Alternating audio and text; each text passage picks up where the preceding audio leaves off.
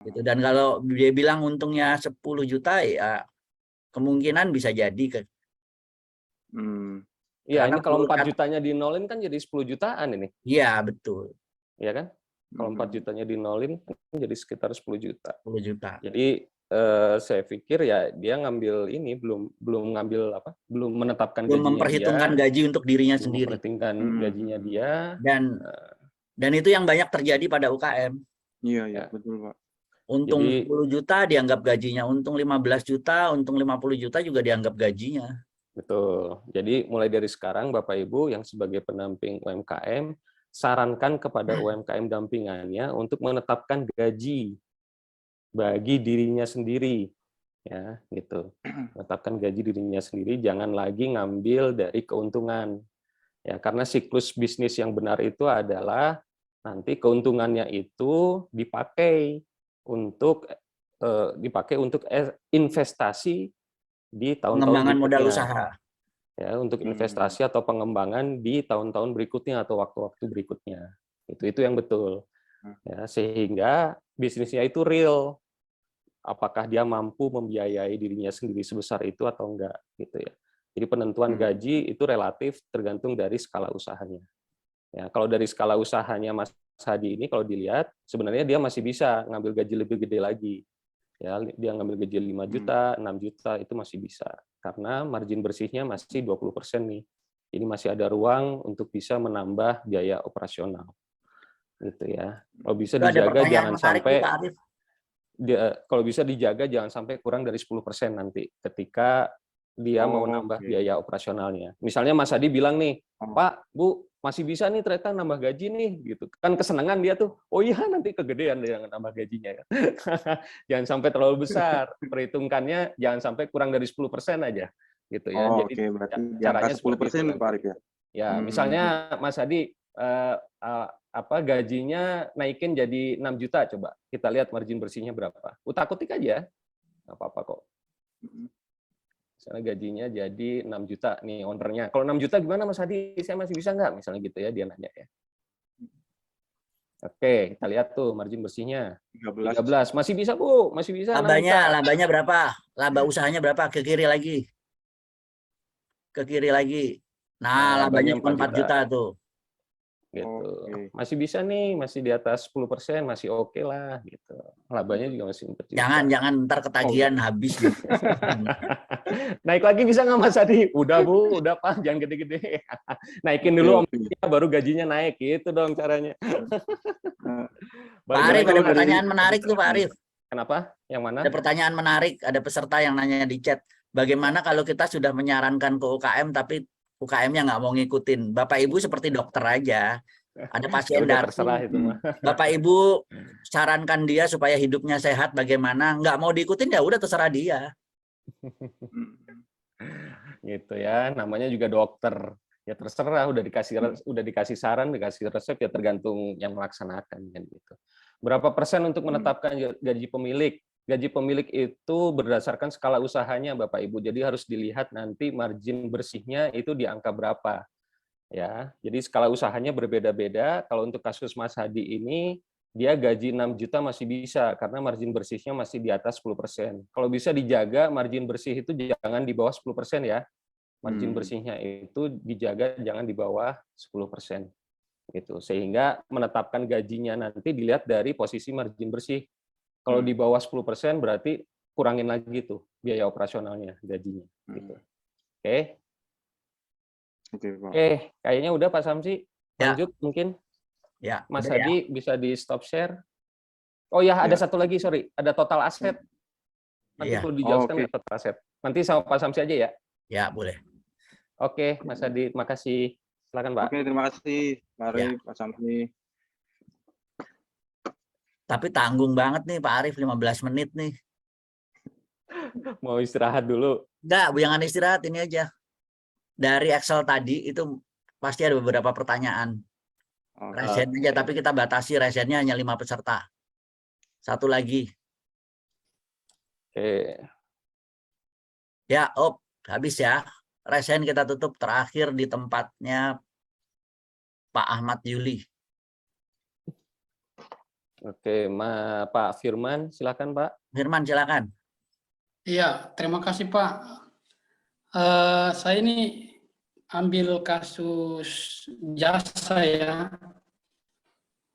UMKM yang coba dijadikan sebagai ini adalah jasa, dalam hal ini jasa pariwisata, trip atau perjalanan wisata. Untuk klasifikasi bahan baku itu karena dia perjalanan wisata dari satu pulau, dari titik awal ke beberapa pulau, ke 5 pulau. Itu jadi yang pertama bahan bakunya adalah speedboat. Speedboat itu bukan bahan baku Pak, masuknya Speedboat ke itu aset. peralatan Pak, aset itu.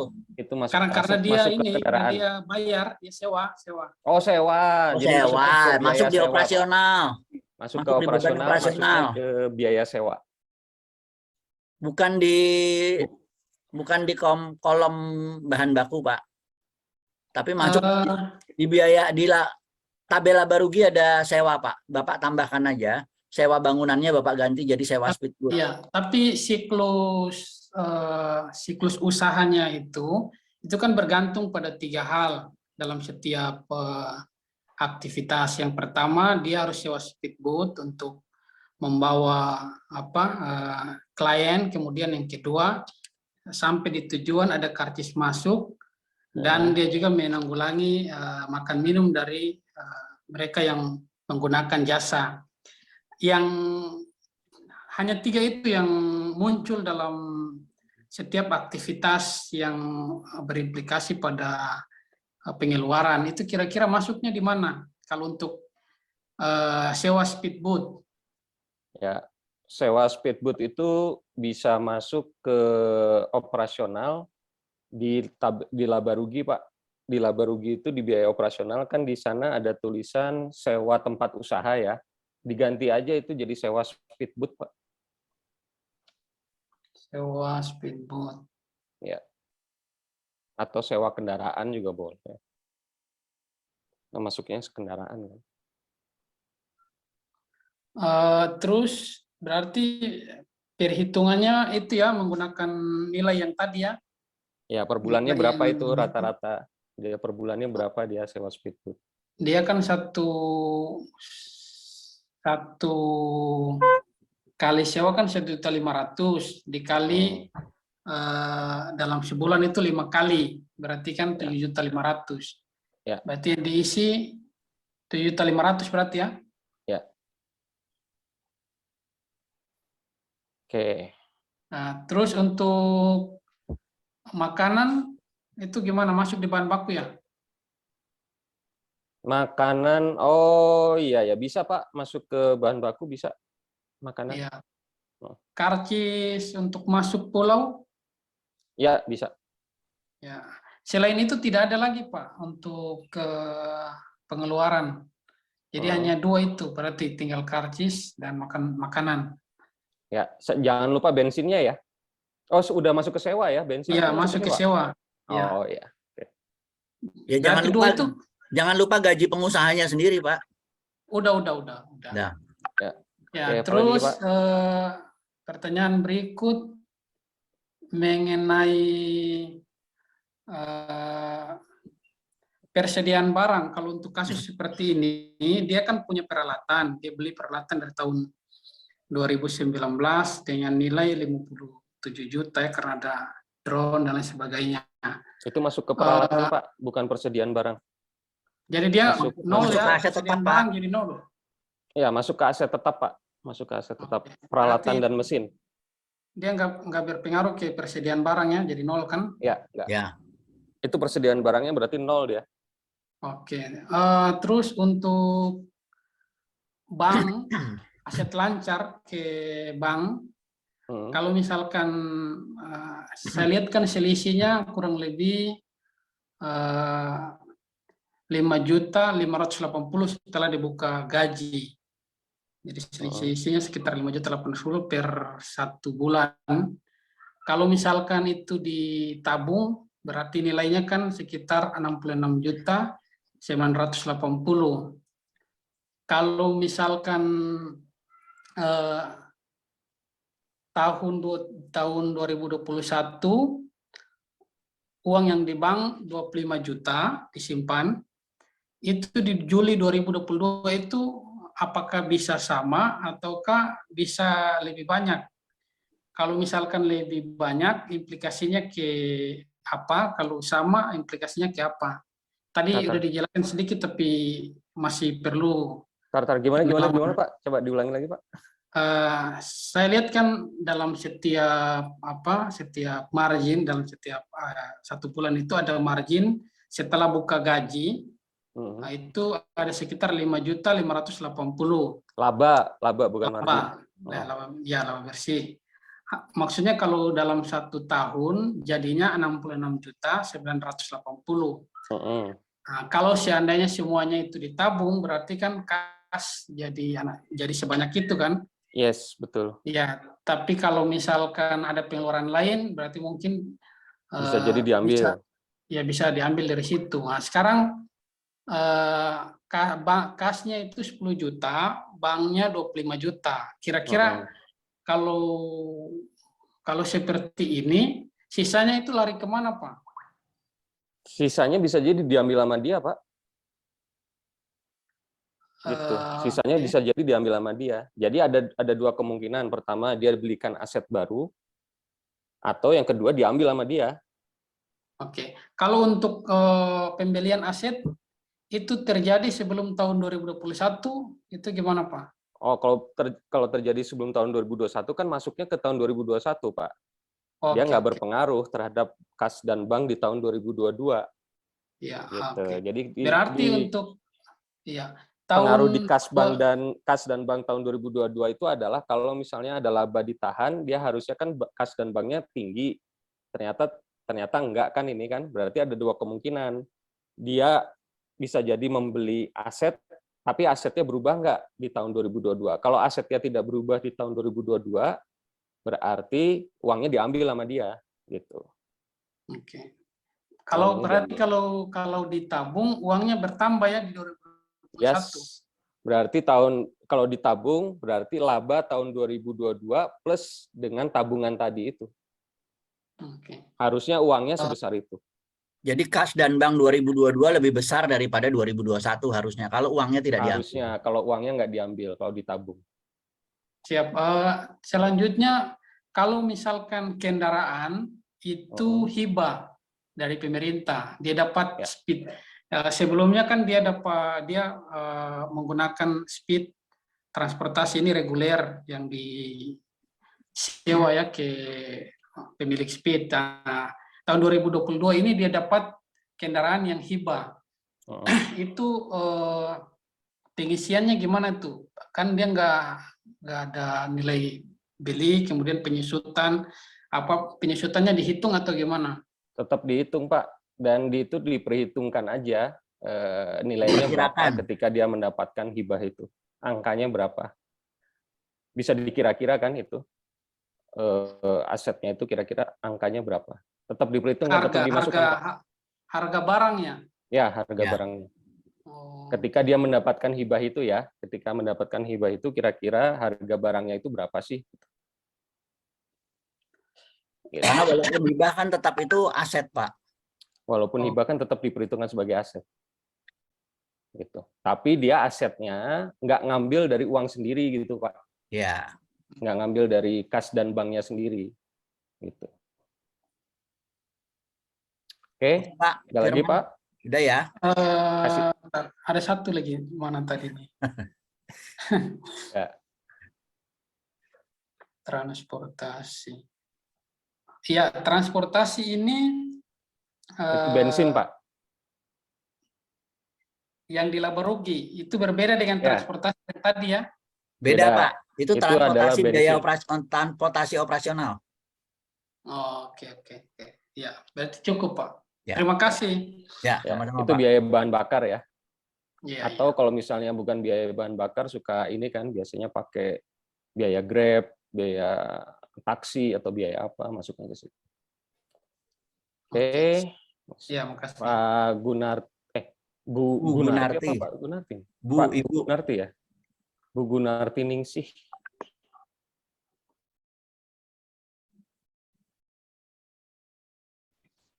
Ya, yang mau ditanyain, kalau misalnya pembelian ininya nggak sama gimana ya, Pak?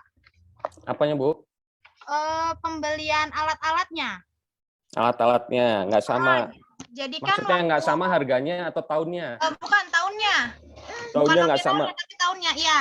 Diperhitungkan ke ini aja, Bu. Diperhitungkan ke yang paling besar tahun berapa.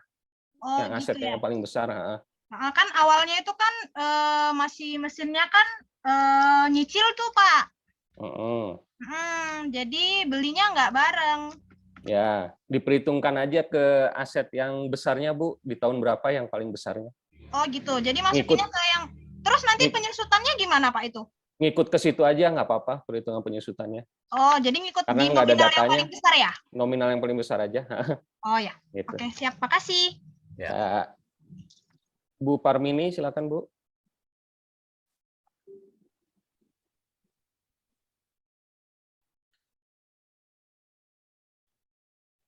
Baik, terima kasih Mas Arief. Ya. Saya langsung aja ke pertanyaan biar cepat, kasihan yang lain menunggu. Jadi yang ingin saya tanyakan, UKM saya itu ternyata nggak punya uang di bank, jadi uangnya hanya kas di tangan. Apakah bisa seperti itu? Terus yang kedua, bisa ya, baik. Persediaannya dia nggak ada persediaan karena dia jadi membuat produk sesuai dengan custom merek dari orang-orang itu. Misalkan, oh saya buat produk merek ini, udah jadi bahan yang dibeli adalah bahan yang dibutuhkan. Udah habis itu selesai produksi, ya sudah nggak ada stok apa itu. Gimana kasus kayak gitu, Pak? Bisa, Bu. Jadi Ibu itu namanya produksi berbasis order, Bu. Oh. Ya kan? Berbasis order. Apa sih, Bu, ininya, Bu? Usahanya? Jadi dia produksi itu loh, kebersihan rumah tangga kayak obat pel, obat apa namanya, cuci piring, terus ada hand sanitizer juga, terus ada sampo juga. Kalau gitu. Ya, tapi biasanya suka ada sih, nggak mungkin nol banget. Nggak mungkin nol banget, paling nggak ada produksi sisanya itu pasti sedikit. ada. Produksi itu ada. Tapi Ya, dibikin kecil, Bu. Kalau misalnya mau pakai rumus presentasi, dibikin kecil aja kali ya, Pak Samsi. Ya, dibikin di bawah 5% aja. 5% dari? HPP. Dari total HPP, Bu. Oh, 5% dari total HPP. Ya, pasti ada. Stok bahan baku itu pasti ada. Kan dia beli bahan baku kan pasti ada stoknya biasa. Dan Ibu juga memproduksi tidak ngepas pasti. Contoh, dia ada ordernya adalah 10 botol hand sanitizer. Ibu bagaimana ngira-ngira 10 botol bahan bakunya? Kan nggak bisa ngepas juga. Biasanya pasti ada lebihnya sedikit-sedikit. Jadi cuman kalau bedanya produksi itu nggak mungkin nol banget lah. Ya, kalau bisnis berbasis order, persediaan bahan bakunya itu persentasenya kecil, Bu. Jadi kalau uang nggak ada di bank nggak masalah ya? Nggak masalah, Bu. Nggak masalah, Bu. Baik, cuma aneh aja gitu. Aneh aja zaman sekarang. Bisnis zaman sekarang kok tunai ada gitu. uang di bank. Gitu. Ya, oke, Bu Parmini. Ya, terima kasih. Satu lagi ya sebelum istirahat kali ya, Pak Samsi ya. Ya. Oke, Pak Danis, silakan, Pak. Tadi sih sampai Pak Ahmad, Pak Arief, sampai Pak Ahmad Yuli. Oh, saya Pak Ahmad Yuli. Silakan Pak Danis. Mic-nya masih ditutup, Pak. Ya. Oke, baik. Terima kasih Pak Arief, Pak Samsi. Pak, yang saya ingin tanyakan, kebetulan UMKM pendampingan saya ini baru proses, alhamdulillah sudah kemarin mendampingi keluar izin PT-nya di Februari. Nah, kebetulan kegiatan sudah dari Maret 2021. Yang ingin saya tanyakan, Pak, ini kan sewa ya, Pak. Berarti kalaupun sewa sekarang kan sistemnya share office ya, Pak. Apakah mereka kalau kerja di rumah itu jadi aset, Pak? Karena kan pekerjaannya jasa ya, Pak ya, jasa psikologi ya, Pak, konsultasi.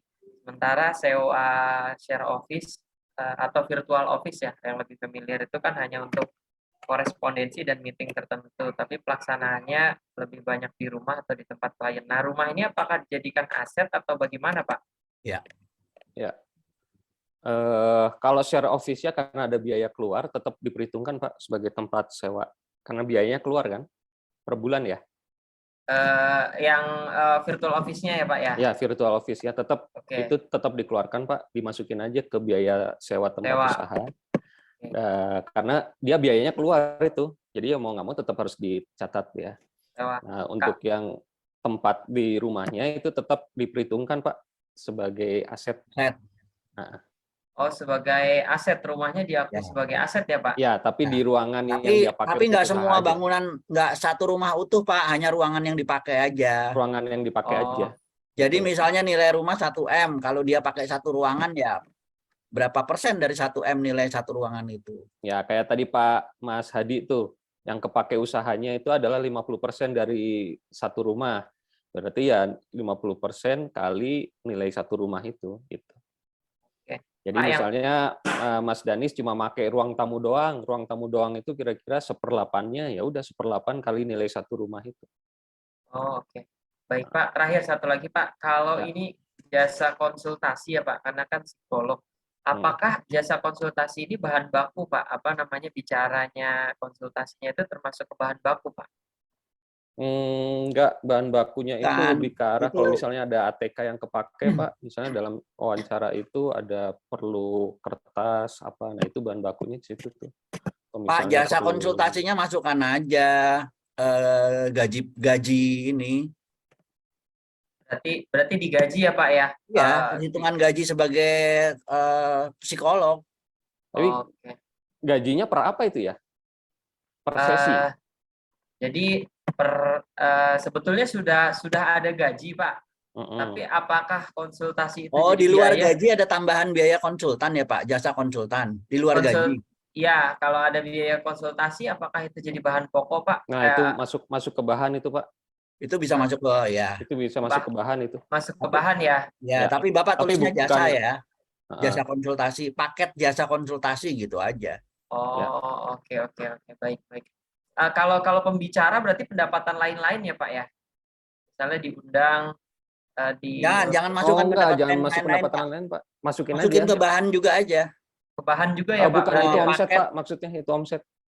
Omset kan maksudnya kan? Omset iya, misalnya diundang sebagai pembicara si psikolog. Itu masukkan ke pemasaran, ke omset ya. Ke omset aja masukkan sebagai pendapatan honor misalnya. narasumber. Pendapatan honor narasumber misalnya gitu. Oke, baik. Siap, terima kasih Pak Arif, Pak Samsi. Ya. Terakhir Pak Ahmad Yuli itu. Selamat siang, Pak. Siang. Pak Ahmad Yuli suaranya kekecilan, besar kan Pak? Kecil banget Pak. Selamat siang.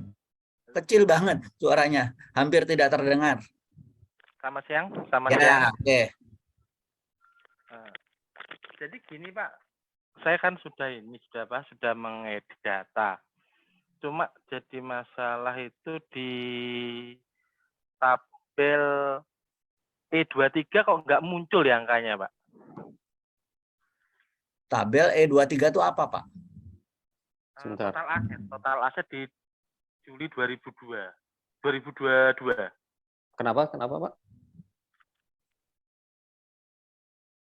Oh, Bapak pakai Microsoft Office nggak? Atau pakai WPS? Ya, pasti pakai WP itu. Pakai Microsoft Office apa pakai WPS? Pakai WPS pas itu. Iya Pak. Office. Microsoft Office. Pakai Microsoft Office. Coba diklik, ada rumusnya nggak? Di yang warna ungu ya? Rumusnya sama dengan Zoom E8. Ya, ada rumusnya ya, tapi nggak keluar angka Pak. Iya. Belum diisi kali angkanya. Nggak. Angkanya udah diisi belum? Otomatis, tapi nanti kalau yang saya kasih contoh yang untuk yang di E29 ya. Bapak pakai Windows berapa? Pakai Word apa? Word versi berapa? Office kali. Enggak, saya itu pasti pakai WPS itu. Biasanya pakai WPS yang begitu. Bukan nggak muncul, tapi sebetulnya muncul sih angkanya. Tapi gini Pak, ini untuk yang satu lagi nih yang di modal usaha Pak ya. Modal usaha itu. Modal usahanya minus ya? Enggak ada minus, cuma juga nggak ada muncul. Cuma kalau di sini pengelolanya saya tambah gajinya, di sini kan saya kasih 5 juta. Kalau saya naikkan jadi 10 juta, jadi muncul angkanya. Aneh. Gitu. Ya udah jadi 10 juta aja Pak. Tapi margin bersihnya berapa Pak? Kalau 10 juta margin bersihnya berapa? Sebentar, saya lihat. Margin bersih itu ada di J58, Jakarta 58. Ya, sebentar. Kalau di margin bersihnya kalau saya kasih 10 juta itu di 23,35. Oh, masih bisa ya, udah 23%. kasih. Omsetnya berapa sih nih? Gede ya? Omsetnya berapa? Omset total. Gaji 10 juta masih 20%. Hah? Percetakan itu kan bisa sampai banyak kok untungnya itu, Pak. Ya, omsetnya berapa, Pak? Omsetnya? Omsetnya berapa? Omset di berapa, Pak? Omset. Bapak turun ke laba rugi kan kelihatan. Ada omset, ada HPP, ada biaya operasional. Benar. Ke tabel laba rugi. Di pas pemasaran penjualan itu Pak. Ya, atau di pemasaran penjualan. Omset yang laba rugi pajak. Laba rugi itu di situ Yang di penjualan itu sama dengan omset, Pak. Yang di E41 Pak. E41 ya. Berapa angkanya? E41 44 juta. Oh, 44 juta. Ya. Oke, margin kotornya berapa, Pak? Margin kotornya 75,16. Percetakan, Pak. Iya, percetakan. HPP-nya kegedean itu. Apa? Margin kotornya kegedean, Mas itu. Percetakan kan beli bahannya banyak, Pak. Beli bahan terutama tinta ya kayaknya. Ya. Tinta sama tintanya. Ya, Bapak cek lagi. Tinta sama kertas ya, sama kertas. Ya, Bapak cek lagi. Percetakan itu masuk ke proses produksi, termasuk UKM produksi yang margin kotornya harusnya sekitar 50-60%. Oh ya. Coba dicek lagi Pak, HPP-nya Pak, bahan baku utamanya dicek lagi ada yang kelewat apa enggak, terus volumenya apakah udah sesuai apa belum, coba dicek lagi. Oh gitu ya. Oke, ya. Siap. Ya. Oke. Kita istirahat dulu ya. Ya, Pak Yusuf di-handle, istirahat dulu Pak Yusuf. Kang Yusuf. Terima kasih Bapak Ibu. Ya. 10.30 ya Pak Yusuf. Ya. 10.30. Baik, kita break dulu ya, sampai dengan jam 10.30. Bapak Ibu bisa tetap stay di sini sambil menunggu nanti kita mulai lagi jam 10.30. Ya.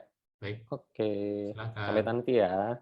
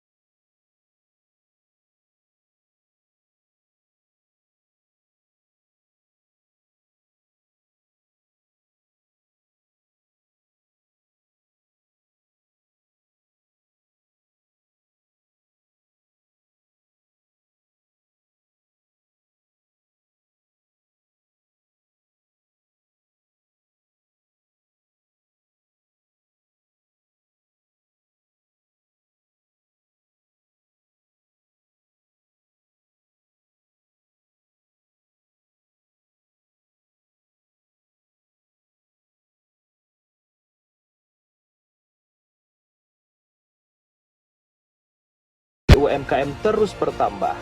Mayoritas UMKM masih di sektor informal, sulitnya mengakses pembiayaan, belum tergabung dengan ekosistem digital, dan belum terhubung dengan rantai pasok regional dan global serta permasalahan lainnya. Untuk itu perlu ada upaya bersama dalam membantu UMKM bangkit dan berkembang. Layaknya pergerakan perjuangan kemerdekaan, inisiatif gerakan untuk mendampingi UMKM telah terjadi di beberapa simpul se-Indonesia. Dan serupa gerakan kemerdekaan Indonesia pula, inisiatif ini perlu kita jahit bersama untuk kemaslahatan UMKM Indonesia demi menghadirkan manfaat besar untuk Indonesia. Bersama-sama bergerak untuk UMKM, bersama-sama bergerak untuk Indonesia. Indonesia bersama UMKM.